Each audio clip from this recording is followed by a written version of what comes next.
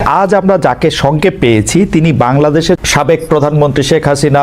পরিস্থিতিতে বাংলাদেশের রাজনৈতিক মেরুকরণ, যারা ক্ষমতায় আছেন, যাদের অন্তর্বর্তীকালীন সরকার, তাদের সম্ভাবনা এবং ভবিষ্যৎ নিয়ে কথা বলার জন্য আজ আমাদের সঙ্গে রয়েছেন বেগম খালেদা জিয়া, বিএনপি সভাপতি। তিনিও আসলে বিএনপি চেয়ারপারসন, তিনিও আসলে চিকিৎসার জন্য লন্ডনে গিয়েছেন। আমি আপনার কাছ থেকে জানতে চাইব। বিসমিল্লাহির রহমানির রহিম। প্রিয় নেতৃবৃন্দ, সহকর্মীবৃন্দ, সকল শরণার্থীগণ, আসসালামু আলাইকুম। এই দিনে শুধু আমাদের পরিবার নয়, বরং সমগ্র দেশই হয়ে উঠে পড়েছিল বেদনার্ত ও অভিভাবকহীন। আমাদের প্রিয় মাতৃভূমি বাংলাদেশের জন্মের সাথে জড়িয়ে থাকা এক অবিচ্ছেদ্য নাম শহীদ প্রেসিডেন্ট জিয়াউর রহমান, যে চট্টগ্রাম থেকে স্বাধীনতার ঘোষণা করে তিনি এই দেশের সাথে তার নাম অবিচ্ছেদ্য করেছিলেন। সেই চট্টগ্রামেই এক সফল, সৎ, দূরদর্শী ও প্রকৃত দেশপ্রেমিক প্রেসিডেন্ট হিসেবে নিজের জীবন উৎসর্গ করেছেন। এদেশে গণতন্ত্র, স্বাধীনতা, সংবাদপত্র ও বিচার বিভাগের স্বাধীনতা, স্বনির্ভরতা ও উন্নয়ন এবং নিজস্ব জাতীয়তাবাদ সৃষ্টির অনন্য রূপকার শহীদ জিয়া, যে গণতন্ত্র প্রতিষ্ঠা আর সার্বভৌমত্ব রক্ষার লড়াইয়ে তিনি শাহাদাত বরণ করেছেন, সেই গণতন্ত্র নিরবচ্ছিন্ন যাত্রা আজও বাধাগ্রস্ত হচ্ছে প্রতি পদে পদে। খুব শীঘ্রই আমরা বাংলাদেশকে গণতন্ত্রে পুনঃপ্রতিষ্ঠিত দেখতে পাব। এই হোক সেই জিয়ার শাহাদাত বার্ষিকীতে আমাদের অঙ্গীকার। এই লক্ষ্যে সুশৃঙ্খলভাবে এগিয়ে চলার জন্য আমি বিএনপির সকল পর্যায়ের নেতা কর্মী ও দেশবাসীর প্রতি আহ্বান জানাচ্ছি। মনে রাখবেন, সবার জন্য গণতন্ত্র ও উন্নয়নের মাধ্যমে সকল সমস্যার সমাধানের যে রাজনীতি শহীদ জিয়া রেখে গেছেন, তা বাস্তবায়নের মাধ্যমে তার প্রতি শ্রদ্ধা জানাতে হবে। আমরা তার বিদায়ী আত্মার মাগফিরাত কামনা করছি। আল্লাহ হাফেজ। বাংলাদেশ জিন্দাবাদ। শেখ হাসিনা, আমি আপনার কাছ থেকে জানতে চাইবো যে আন্দোলনে শেখ হাসিনার পতন হলো, সেই আন্দোলন সম্পর্কে অন্তর্বর্তী সরকারের প্রধান উপদেষ্টা ডক্টর মোহাম্মদ ইউনূস যুক্তরাষ্ট্রে বিল ক্লিন্টনের উপস্থিতিতে একটা অনুষ্ঠানে বললেন যে এই আন্দোলন খুব পরিকল্পিতভাবে চালিয়ে নেওয়া হয়েছে, কিছুই হঠাৎ হয়নি। আমরা আপনার কাছে একটু জানতে চাইবো যে আপনার জ্ঞাতসারে কিংবা অজ্ঞাতে এই আন্দোলন কি শুরু থেকেই কোটার আড়ালে সরকার পতনের আন্দোলন ছিল? চক্রান্তটা শুরু হয়েছিল সেই 2022 সাল থেকেই। কিছুতে আমাকে ক্ষমতায় থাকতে দেবে না। আর বাংলাদেশ যখন উন্নত হয়ে গেছে, যারা এই সুদখোর ইউনূসের তো বহুদিনের লালায়িত স্বপ্ন, আর তার মদতদাতা আজকে এটা প্রমাণিত। সেই ইউএসএইডের টাকা আর আমেরিকার মদত, পাকিস্তানি আইএসআই মদত, জঙ্গি, সন্ত্রাসী, খুনি এরা এবং গ্রেনেড হামলাকারী, বিডিআরে আমাদের সেনা সদস্যদের হত্যাকারী, এরাই হচ্ছে তার শক্তির আধার। তাদেরকে নিয়েই তার পথ চলা, যা আজকে প্রমাণিত সত্য। এবং আমি আরেকটি খবর আপনাদের দিতে চাই। দুর্নীতি দমন কমিশনে ইউনূসের বিরুদ্ধে একটা মামলা হয়েছে, আর শ্রমিকদের অর্থ আত্মসাতের জন্য শ্রমিকদের করা মামলায় শ্রমিক আদালতে ইউনূস কিন্তু সাজাপ্রাপ্ত আসামি। সে কিন্তু একটা কনভিক্টেড আসামি, এবং সে চক্রান্ত করে, সন্ত্রাস করে, জঙ্গিবাদকে সহায় করে এবং অপপ্রচার চালিয়ে সে ক্ষমতাটা দখল করেছে। ক্ষমতা দখল করার সাথে সাথে কী করেছে, সে তার আগে থেকেও প্রচেষ্টা ছিল। ইউনূস সেন্টার নামে একটা জায়গা, আপনারা জানেন, গ্রামীণ ব্যাংকের একটা সম্পত্তি 11,000 স্কোয়ার ফিট বিনা পয়সা নিয়ে সেখানে তার ইউনূস সেন্টার, এবং এটা হচ্ছে একেবারে যত রকমের চক্রান্তের জায়গা। ইউনূস ক্ষমতায় যেয়ে কিন্তু নিজে ওই জায়গায় তার যে লোকরা বসা, তাদেরকে দিয়ে সারা বাংলাদেশে সার্ভে করার নামে লোক নিয়োগ দিয়েছে। ঢাকা জেলার জন্য 40 জন, আর তাছাড়া সারা বাংলাদেশের জন্য তার প্রায় 80 থেকে 100 জনের টিম।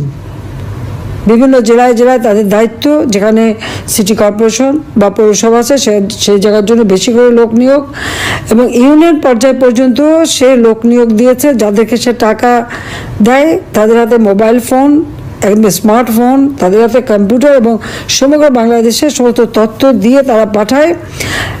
এই তথ্যের যে তথ্যগুলি সে সংগ্রহ করে যাচ্ছে সেটা হচ্ছে আওয়ামী লীগের নেতারা কে বেশি জনপ্রিয়, অতীতে কে জনপ্রিয় ছিল, বা এমপি ছিল, বা চেয়ারম্যান ছিল, বা কি ছিল, বা ভবিষ্যতে কে হবে, আর বর্তমানেও কে আছে।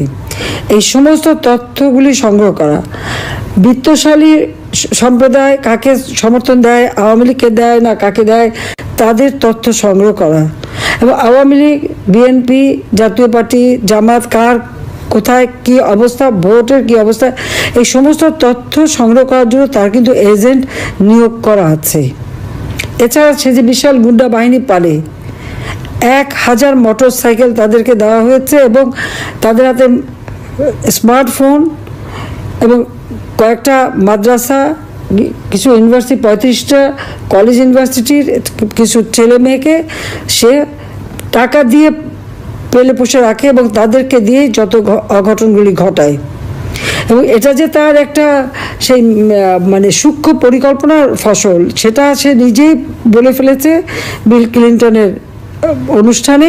খুব খুশি মনে হাত বা নাচিয়ে বলল যে এটা এখানে ছাত্র না, জনতো না, এটা হচ্ছে তার ম্যাটিকুলাস ডিজাইন করা মাস্টার মাইন্ড দ্বারা এই এমন ঘটনা ঘটিয়েছে যে শেখ হাসিনাকে ক্ষমতা থেকে হটিয়ে সে অবৈধভাবে জোর করে ক্ষমতাটা দখল করে নিয়েছে, মানে ডাকাতি করে ক্ষমতা নেওয়া, এবং ক্ষমতা নেওয়ার পরে আওয়ামী লীগের উপরে যত রকমের অত্যাচার, আর এই অত্যাচারে আরও উৎসাহিত হয়ে বিএনপি আর জামাত তো আছেই। কারণ জামাতের কথা হচ্ছে আমরা যুদ্ধাপরাধীদের বিচার করেছি, যেখানে জিয়াউর রহমান যুদ্ধাপরাধীদের মন্ত্রী করেছিল, আর যারা সাজাপ্রাপ্ত আসামি তাদেরও ছেড়ে দিয়েছিল।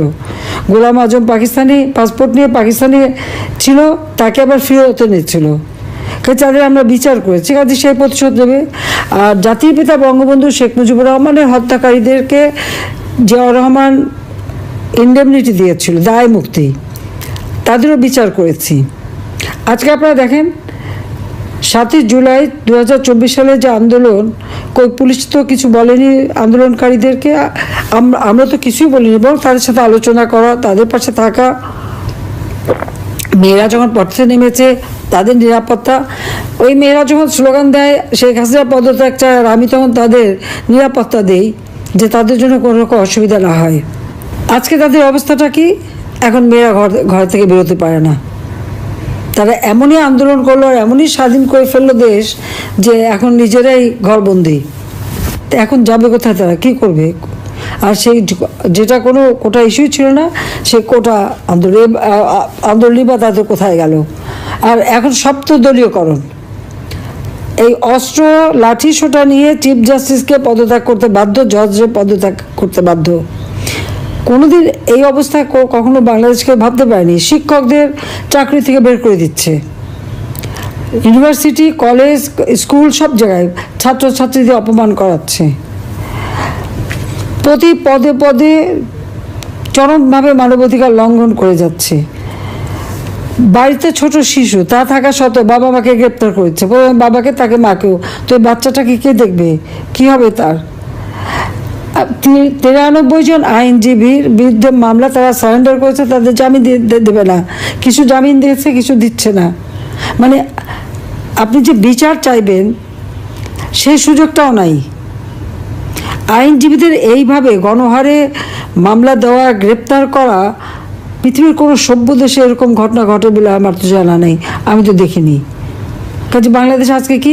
আইনের শাসন নাই, ন্যায় বিচার পাওয়ার অধিকার নাই, নারীদের কোনো স্বাধীনতা নাই। এবারে ঈদে শ্রমিকদের কান্নায় ভরা, 1100 ইন্ডাস্ট্রি বন্ধ, শ্রমিকদের কাজ পায় না।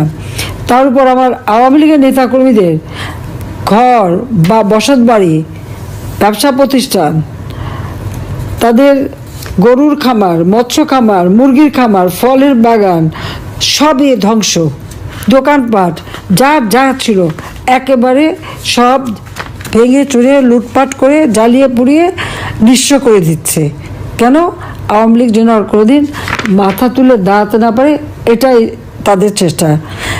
হাজার হাজার ছাত্রছাত্রীরা আজকে লেখাপড়া করতে পারে না, ডিগ্রি কেড়ে নেয়, তাদেরকে পড়াশোনা করতে দেবে না। একটা মেয়ে পরীক্ষা দিতে গেল, তাকে কিভাবে লাঞ্ছিত করলো, তাকে যারা মারলো, চুল ধরে টেনে মাটিতে ফেললো, পুলিশ দাঁড়িয়ে থাকলো, সেনাবাহিনীর সদস্য দাঁড়িয়ে থাকলো, অপরাধীদের কিছুই বললো না, আর যে মার খেলো সে মেয়েটাকে ধরে নিয়ে জেলে পড়লো। এই পুলিশ, সেনাবাহিনী হোক, প্রশাসন হোক, জনগণের ট্যাক্সের টাকায় তারা বেতন পায়, আর তাদের সকলেরই আমি কিন্তু জীবনমান উন্নত করে দিয়েছি, বেতন ভাতা বাড়িয়ে দিয়েছি। কিন্তু এখন কি দেখলাম, তাদের কাছ থেকে জনগণ ন্যায় বিচার পেতে পারে না। এটা কোন ধরনের অবস্থা? একটা ইউনিয়ন পর্যন্ত এজেন্ট লাগিয়ে দিয়ে হাজার হাজার টাকা কোটি টাকা খরচ করে ইউনুস এখন কীভাবে আওয়ামী লীগ, 14 দল, মুক্তিযোদ্ধা তাদেরকে নিঃস্ব করে দেওয়া, তাদেরকে ধ্বংস করে দেওয়া, সেই চেষ্টাই করে যাচ্ছে। আর তার দোসর জঙ্গি, সন্ত্রাসী, খুনি, দুর্নীতিবাজ, অবৈধ অস্ত্রধারী এবং জেলখানা থেকে তাদের সবাইকে মুক্তি দিয়েছে। গ্রেনেড হামলাকারী থেকে শুরু করে কেউই বাদ নেই, মুক্তি দিয়ে জেল ভরে ফেলেছে আমার আওয়ামী লীগের নেতা কর্মী দিয়ে। সবচেয়ে বড় কথা, পিটিয়ে মানুষ হত্যা করা, এমনকি আইনজীবীকে পিটিয়ে হত্যা করলো, মাথা কোপানো, মানে বর্বরতা। পাকিস্তান আর্মি গুলি করে মানুষ মারত, আর এরা এমনই বর্বর যে পিটিয়ে হত্যা, এমনকি অন্তঃসত্ত্বা নারী পুলিশ কনস্টেবলকেও ছাড়েনি। আর আমাদের মেয়েদের উপরে ইফতার বন্টন করতে, তাকেও, তার উপরেও জুলুম, তাকেও মেরে পাতা ফাটিয়ে দিয়েছে এবং কয়েকটা সেলাই পড়েছে। তো এইভাবে অত্যাচার, নির্যাতন তারা চালিয়ে যাচ্ছে। আর মামলা দেওয়াতে তো আমার মনে হয়, আমি এ পর্যন্ত যত হিসাব, প্রায় 70,000 মামলা, আর এজাহারভুক্ত আর অজ্ঞাতনামা ধরলে প্রায় 4-5 লাখ হবে আসামি করে দিয়েছে। কারণ আমার বিরুদ্ধেই তো কতগুলি মামলা, 288টা মামলা, তারপর আর একটা দিয়েছে রাষ্ট্রদ্রোহী মামলা। আমি নিশ্চয়ই জিজ্ঞেস করি, রাষ্ট্রটা কার? আমার বাবা তার জীবনটা উৎসর্গ করেছে, আওয়ামী লীগের নেতাকর্মী তাদের জীবন উৎসর্গ করে এই দেশ স্বাধীন করেছে। আমি জনগণের নির্বাচিত প্রতিনিধি, জনগণ আমাকে ভোট দিয়েছে, পার্লামেন্টারি পার্টিতে আমি ভোট পেয়েছি, সমর্থন পেয়ে সরকার গঠন করেছি। সংবিধান মোতাবেক আমার প্রধানমন্ত্রিত্ব হচ্ছে বৈধ, সাংবিধানিক। আর ইউনূস এই জঙ্গি, সন্ত্রাসী তাদেরকে নিয়ে সূক্ষ্ম পরিকল্পনা করে, সন্ত্রাস করে সে ক্ষমতা দখল করেছে। তার কোনো জনগণের ম্যান্ডেট নাই, সাংবিধানিক ভিত্তি নাই, আইনগত ভিত্তি নাই। আর সে দেয় আমার বিরুদ্ধে রাষ্ট্রদ্রোহী মামলা, যে রাষ্ট্রদ্রোহী কাজ করেছে সংবিধানের 7 খ অনুযায়ী, সেই হচ্ছে সবচেয়ে বড় অপরাধী, যে এইভাবে ক্ষমতা দখল করলে তার শাস্তি হবে, এবং ইনশাল্লাহ শাস্তি দেবো, এতে কোনো সন্দেহ নেই। আজকে সমস্ত অর্থনীতিকে ধ্বংস করে দিয়েছে, প্রবৃদ্ধি কমে গেছে, মাথাপিছু আয় কমে গেছে, মানুষের কোনো দিনমজুররাও আজকে কাজ পায় না। আর ধর্ষণ, শিশু নারী ধর্ষণ, বাংলাদেশ জন্য এখন ধর্ষণের স্বর্গরাজ্য। কিন্তু কেউ সংবাদ পরিবেশন করতে পারবে না, কোনো সংবাদ দিতে পারবে না, কোনো নিউজ দিতে পারবে না। যে নিউজ দিতে যাবে, সে সংবাদ পরিবেশন করবে, তার বিরুদ্ধে ব্যবস্থা নেবে। সেখানে তার এজেন্ট বসানো আছে। এই যে কত এজেন্ট পালে, এটাই হলো সবথেকে বড় কথা, যে এইভাবেই